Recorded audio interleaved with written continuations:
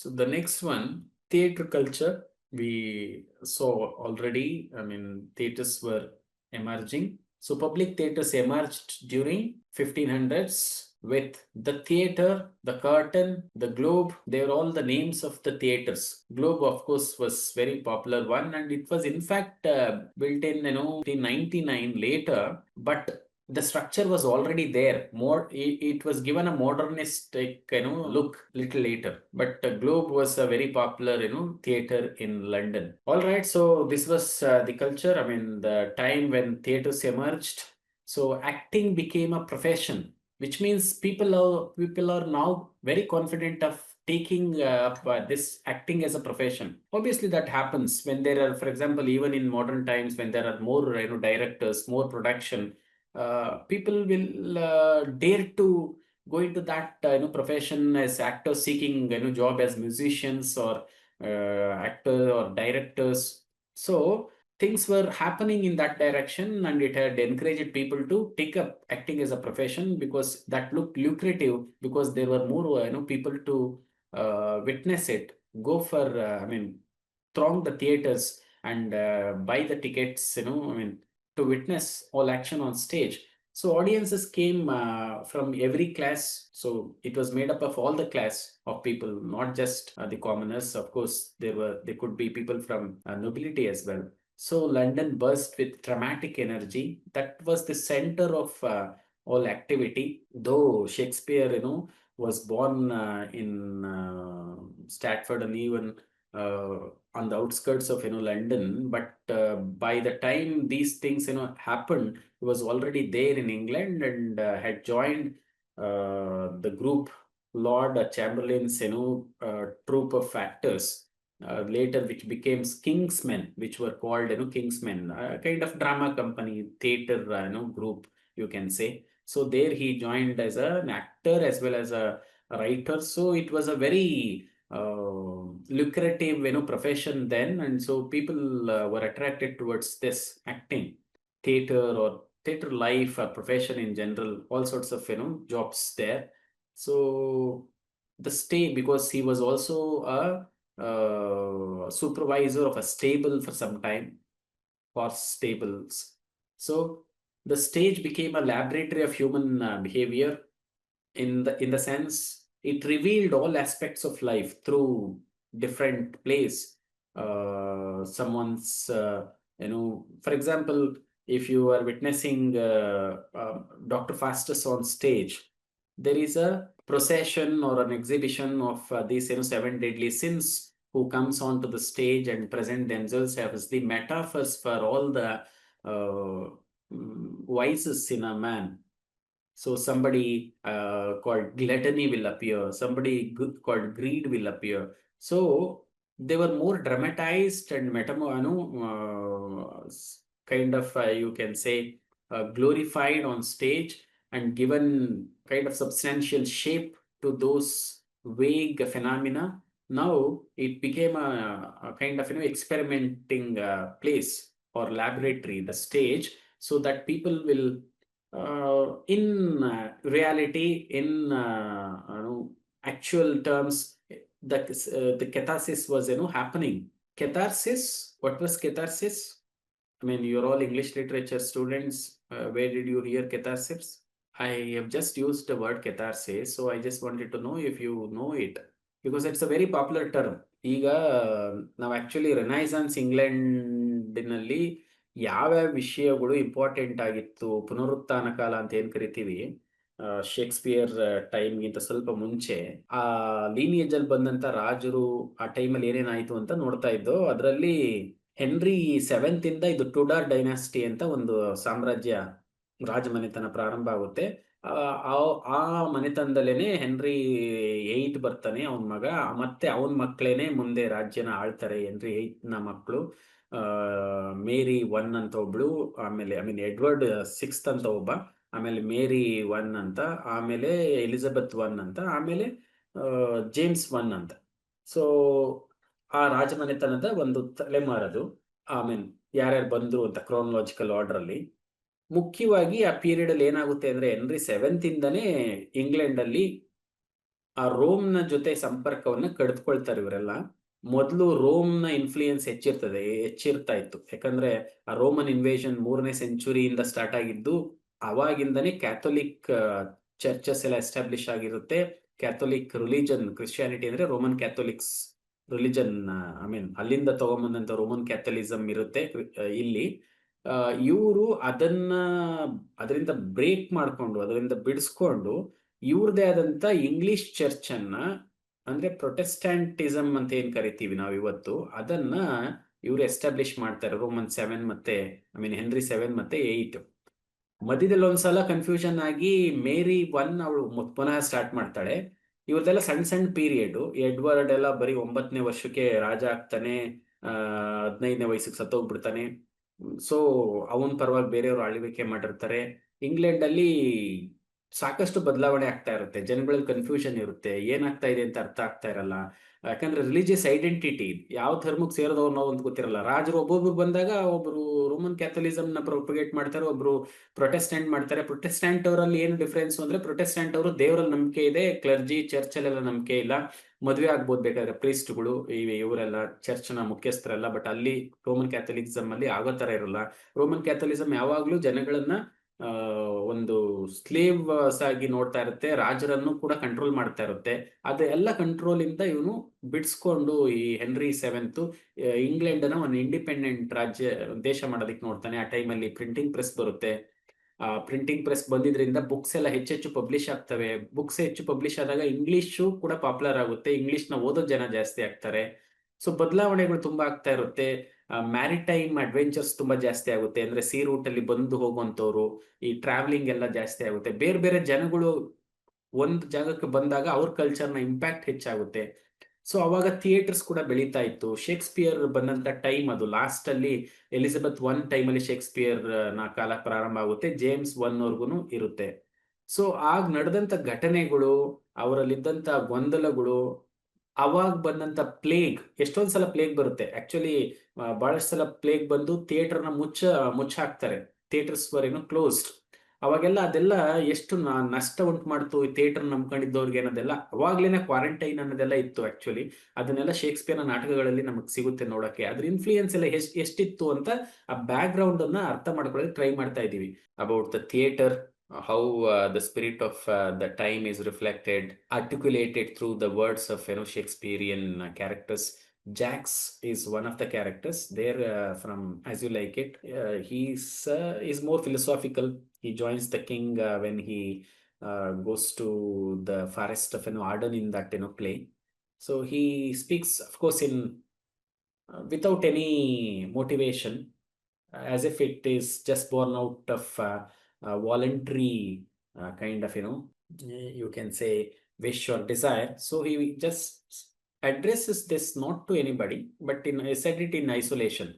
So, and all the men and women merely players, which means all the world a stage. That is a famous line from Shakespeare. I mean, from this particular play, As You Like It. This was the full text, in fact, of that speech. All the world's a stage, and sounds more philosophical, and sounds very similar to our concept of ashramas. I mean, in Hindu culture, 4 ashramas where we talk of brahmacharya, vanaprastha, and sannyasa. These are, though the purpose of our ashramas is little different, is more spiritual, quest towards more spiritual quest than the materialistic aspirations. Both have a bit of similarity. What he describes here through 7 stages, how he identifies. I love this particular speech. That's why I'm showing it to you. I'll pick 1 or 2 lines from this and try to explain you what is it. So all the men and women merely players. They have their exits and their entrances. So, which means we all come here on this earth involuntarily, not willfully or consciously chosen. So we will be sent to this earth by some unknown phenomena, unknown entity, and everybody will have their exits and entrances, which means as if the life is predetermined, as if their exit is decided already, or somebody has to exit someday. Talking about the ephemerality of human life, how temporal, not eternal, is human life. Everybody will have to die someday. That is what I mean. Being more philosophical, so they have their exits and their entrances, which means you can't really regret somebody's sudden departure, or you cannot really anticipate with great curiosity of somebody's arrival. So they will have their exits and entrances which are not in our control. Perhaps that is what he meant to say through that.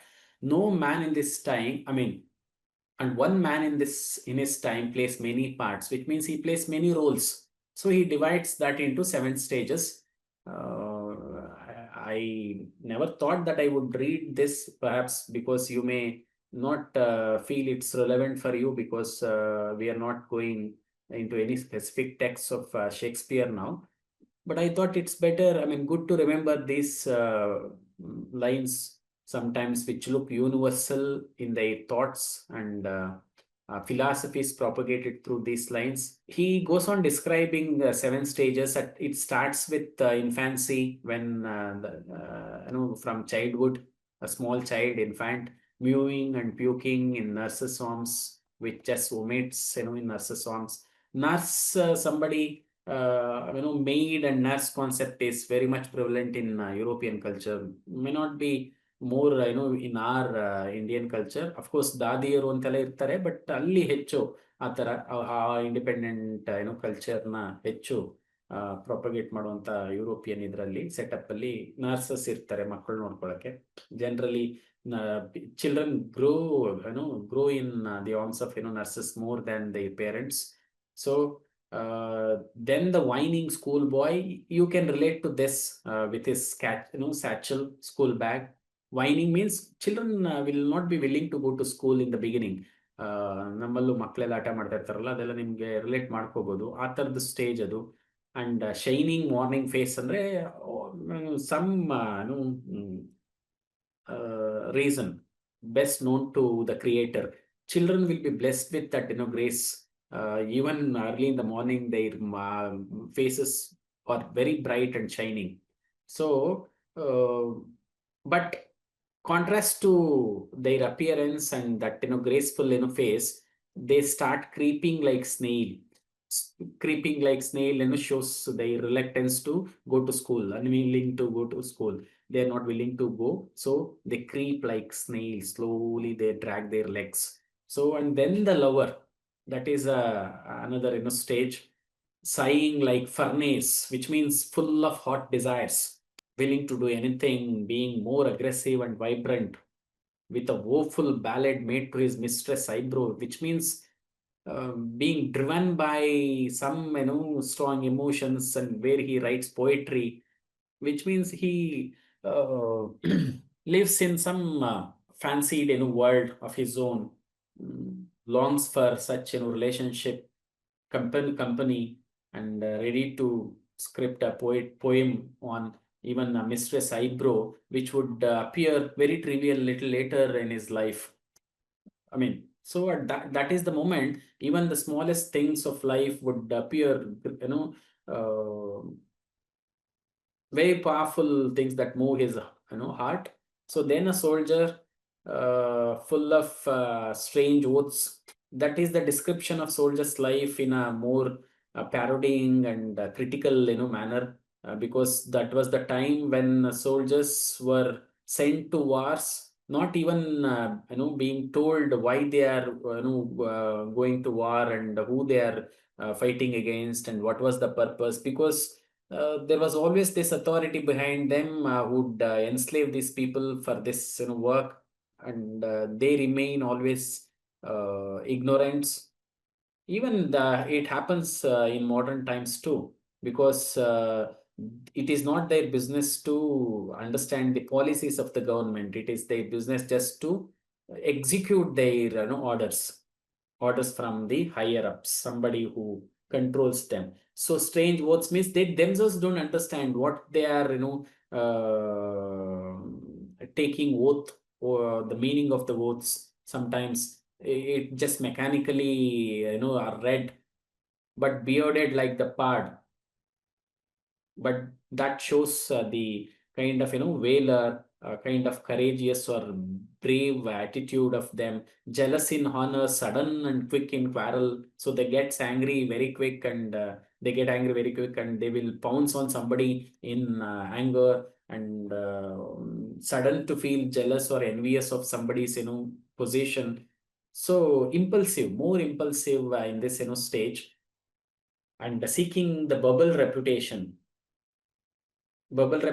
always living or seeking something that is illusory, not real, and may not stay for very long. For a trivial kind popularity or fame, they are ready to commit something perhaps very costly, that prove to be very costly later in their lives, or they are ready to do anything, even not knowing the consequences of such act, just for a small reputation. Means to become a hero for a moment, they are ready to do something. So they always long for appreciation, admiration, or flattery. That is what perhaps would be the attitude of a man in this stage. And even in cannon's mouth, so which means it is a continuation of the line. Yes, seeking the bubble reputation even in the cannon's mouth means, so cannon is an ammunition, or that particular a big gun loaded with gunpowder, so which is used in war. So he's ready to sacrifice his mouth even at the time of death. Even if he knows that he is dying or he is going to die, he's ready to take that risk. That is the age he is describing here as a soldier. Then the justice, then slowly the best sense prevails. Things settle, and he appears little serious in his maybe appearance, thoughts, and also there is an accumulation of fat around his belly. He becomes little fat, and with good cap and line, and he's conscious of his appearance, wears spectacles perhaps, eyes severe, and beard of formal cut, and wise sauce, and full of vices. Okay, this period was full of wise sauce means he speaks very wise sayings, philosophies, and things, and other make wants others to believe that he is a wise man. He begins to quote from his experience and books or his readings, whatever.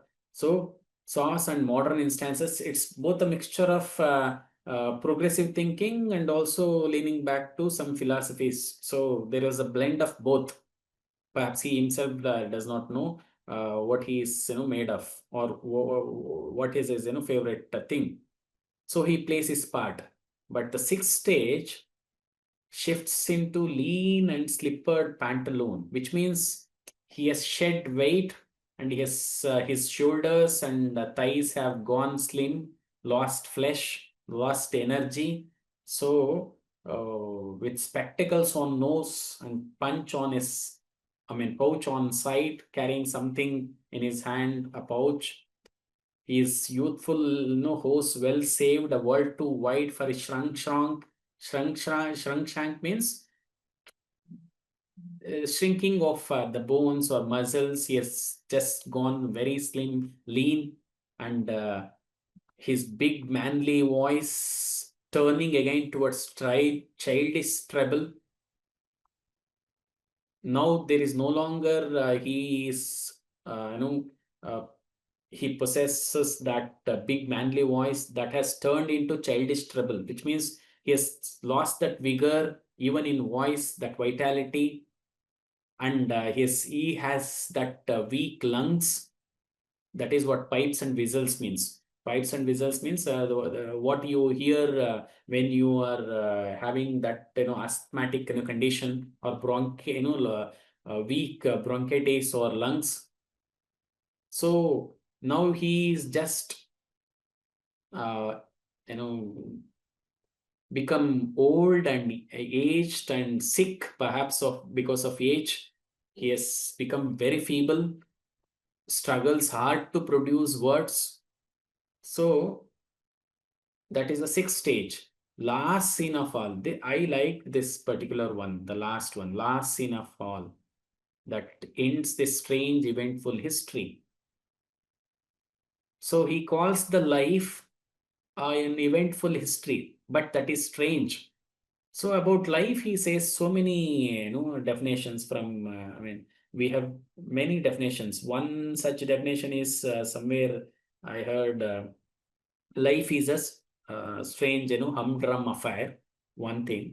Then again, in one of the place, he says life is a bundle of illusions and regrets. That's another wise, saying of Shakespeare. And again about life, he says very popular one. Life is a tale told by an idiot, vexing the dull ear of a drowsy man. That is another famous, saying. So Shakespeare seems to be more melancholic and pessimist when it comes to defining life. We can trace the disappointment to some disillusionment that he had with his love, life, that we will explore when we talk about sonnets, his sonnets, where in one of his sonnets addressing his friend, he says, when lilies fester, even the weed outbraves it in dignity, he says.